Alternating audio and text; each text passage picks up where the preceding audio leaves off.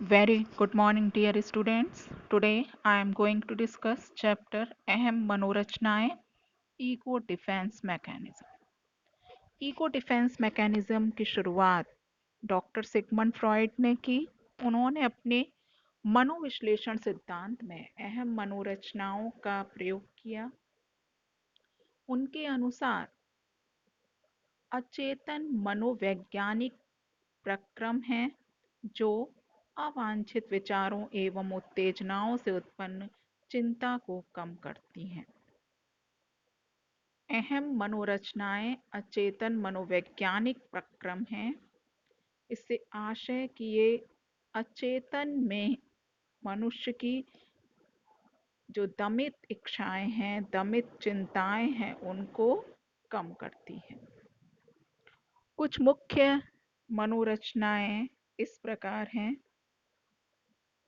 वास्तविकता से निस्तारण, डिनायल, वास्तविकता का अस्वीकरण भी कहा जाता है। इस मनोरचना में व्यक्ति मानवीय आवश्यक वास्तविकताओं की उपेक्षा करके उन्हें पहचानने से अस्वीकार कर देता है। यहाँ पर जब चिंता का स्तर बहुत ज़्यादा बढ़ जाता है और अगर वो उसको स्वीकार कर लेता है तो व्यक्ति को सामान्य होना बहुत ही मुश्किल हो जाता है।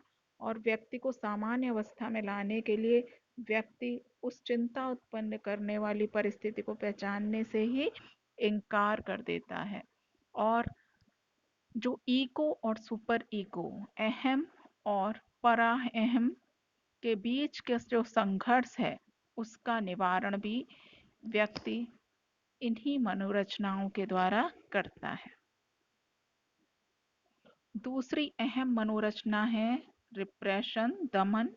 दमन वह मनोरचना है जिसके द्वारा घातक इच्छा, असहनीय स्मृतियां आदि चेतना से अलग कर दी जाती हैं। इन्हें सेलेक्टिव फॉरगेटिंग के रूप में जाना जाता है। यहाँ पर एक केस का अध्ययन किया गया। एक सैनिक जिसने अपने मित्र का युद्ध के दौरान बहुत तेजी से किसी धारदार हथियार के बाद बहुत तेजी से बहते हुए खून को, रक्त को देखा, तो उसे इतनी तेज अनुभव हुए कि उस दर्दपूर्ण और दुखपूर्ण स्थिति को वह बर्दाश्त नहीं कर पाया और उसने तुरंत इस स्थिति को चेतना से बाहर कर दिया। और उसके बाद उसमें स्मृति लोप हो गई, उसकी याददाश्त चली गई।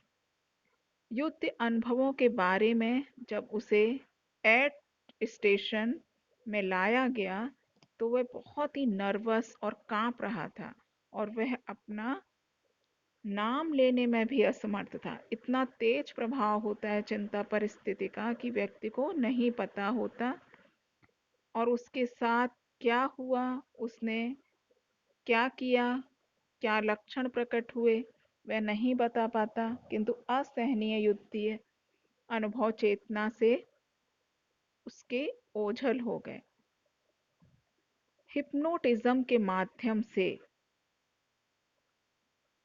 इंटरव्यू के द्वारा ये विचार जब चेतना में लाए गए तब उसका अनुभव हुआ कि वो विचार, वो असहनीय स्मृतियां, वो उसके अचेतन मन में उपस्थित थे। दमन विभिन्न मात्रा में पाया जाता है और रिप्रेशन एक तीव्र आवश्यक सेल्फ डिफेंस मैकेनिज्म है। ये आत्म को बचाने के लिए मनोरचना है। ये अचानक रक्षा प्रदान करता है। ये आघातपूर्ण घटनाएं उस समय व्यक्ति को असंवेदनशील जो हो जाती हैं, वह शॉक हो जाता है। दमन व्यक्ति को भयपूर्ण एवं अस्वीकृत इच्छाओं, चिंता को नियंत्रित करने में व्यक्ति की सहायता करता है। दमन की वास्तविकता ये है कि ये व्यक्ति को चिंता से मुक्त करता है। युक्तिकरण, रैशनलाइजेशन। युक्तिकरण दोषपूर्ण तर्क के द्वारा असंगत व्यवहार को उचित ठहराना ही युक्तिकरण है। बहुत बार हम असंगत, जब बहुत बार एक ही व्यवहार में बार बार असफल हो जाते हैं, तो हम स्वयं ये मान लेते हैं कि उसके प्रूफ करने के लिए, अपने अहम को चोट ना पहुंचे, इसके लिए हम उसको दूसरी घटना पर आरोपित कर देते हैं। युक्तिकरण में तार्किक विचार शामिल है। समाज द्वारा स्वीकृत कारण भूत एवं वर्तमान के बारे में प्रस्तुत किया जाता है। कम प्रयासों के साथ ये व्यक्ति को जस्टिफाई करने के योग्य बनाता है कि एंड ये लेविस एंटरटेनमेंट पर काम करने के योग्य बनाता है। युक्तिकरण में इच्छाओं की संतुष्टि न होने से उत्पन्न दुख को कम करता है। इस मुख्य मनोरचना का आधार है कि युक्तिकरण में इच्छाओं की संतुष्टि न होने से उत्पन्न दुख को कम करता है। जो चीज हमें बहुत प्रयास के बाद नहीं मिल पाती, तो हम अपना दुख किस तरह से कम करते हैं? जैसे इसे सोर ग्रेप्स की संज्ञा दी जाती है। इसका एक सामान्य उदाहरण है जिसमें लोमड़ी को अंगूर ना मिल पाने पर वो कहती है कि अंगूर खट्टे हैं। रेस में हारने पर कहा जाता है कि ग्राउंड ठीक नहीं था। इसमें उद्देश्य वास्तविकता को लीव ऑफ करना होता है। अपने अहम को बचाने के लिए अहम मनोरचना युक्तिकरण, अहम स्वयं ही युक्तियां सोचने लगता है कि अपने अहम को असफलता से कैसे बचाया जाए। नेक्स्ट मनोरचना है प्रोजेक्शन, प्रक्षेपण।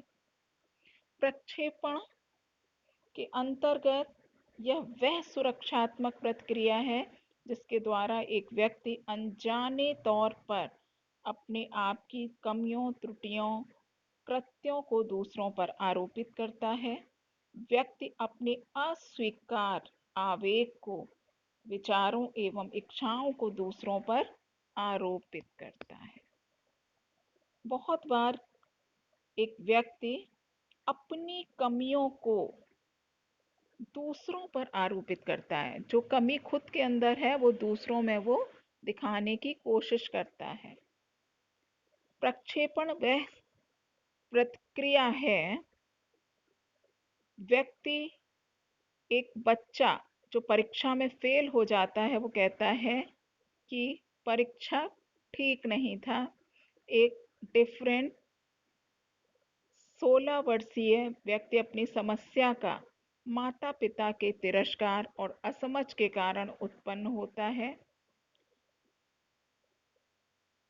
इस तरह से डेल्यूजनल बिहेवियर, जो परसिक्यूशन डेल्यूजन्स उत्पन्न हो जाते हैं पैरानोइया के पेशेंट में, वो भी बहुत बार प्रोजेक्शन का ही परिणाम होते हैं, जिसमें उस व्यक्ति की जो अतार्किक विचार हैं जो उसके अंदर होते हैं, वो वह दूसरों पर आरोपित करता है। जिसमें वो कहता है कि दुश्मन उसके विरुद्ध षड्यंत्र रचा रहे हैं। इसमें व्यक्ति अपनी अवांछित इच्छाओं को दूसरों पर आरोपित करता है, और ये उन व्यक्तियों में पाई जाती हैं जिनमें रिजिड, दृढ़ नैतिक मूल्य एवं स्ट्रिक्ट कंसाइंस उत्पन्न होती है। एक और मनोरचना है जिसको बोलते हैं प्रतिक्रिया निर्माण, रिएक्शन फॉर्मेशन।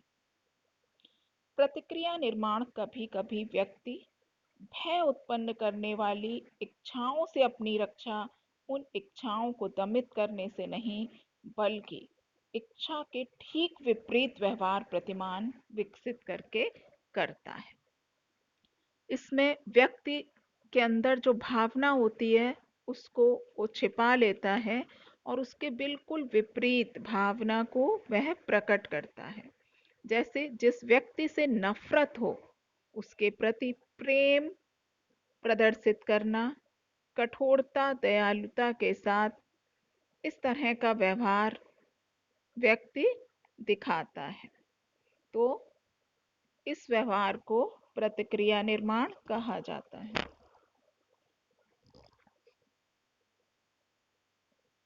उसके बाद आइडेंटिफिकेशन, तादात्मीकरण।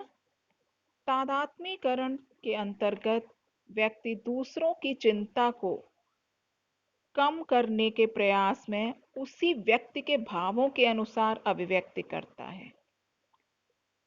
इससे आशय है कि जब कोई बहुत ज़्यादा दुख की परिस्थिति में होता है तो व्यक्ति अपनी संवेदनाओं को उसको प्रदर्शित करता है ताकि उसके दुख को कम किया जा सके। नेक्स्ट, सब्लिमेशन, उदात्तीकरण। समाज के अवांछित विचारों को सामाजिक रूप से स्वीकृत व्यवहार में परिवर्तित होने को उदात्तीकरण कहा जाता है। उसके बाद प्रतिगमन, रिग्रेशन। रिग्रेशन से आशय तनावपूर्ण स्थिति से समायोजन करते हुए बचपन में लौटना ही प्रतिगमन है।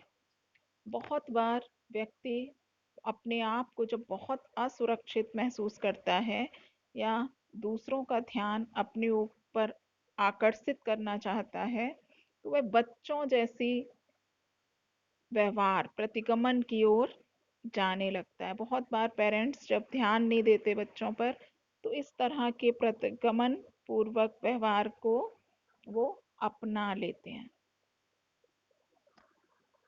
नेक्स्ट मनोरचना, डिस्प्लेसमेंट, विस्थापन। विस्थापन के अंतर्गत व्यक्ति अपनी अधिक चिंता उत्पन्न करने वाली स्थिति की जगह कम चिंता उत्पन्न करने वाली प्रतिक्रियाओं पर ध्यान अर्जित कर लेता है। अपना ध्यान अगर किसी बहुत ज़्यादा चिंता उत्पन्न करने वाली परिस्थिति है तो वहाँ से हटा करके कम चिंता उत्पन्न करने वाली परिस्थिति पर लगा देता है। तो इस तरह से व्यक्ति इन मनोरचनाओं का प्रयोग करते हुए चिंता, थ्रेट उत्पन्न करने वाली परिस्थिति से अपने अहम को बचाता है ताकि उसका मानसिक स्वास्थ्य सामान्य बना रहे।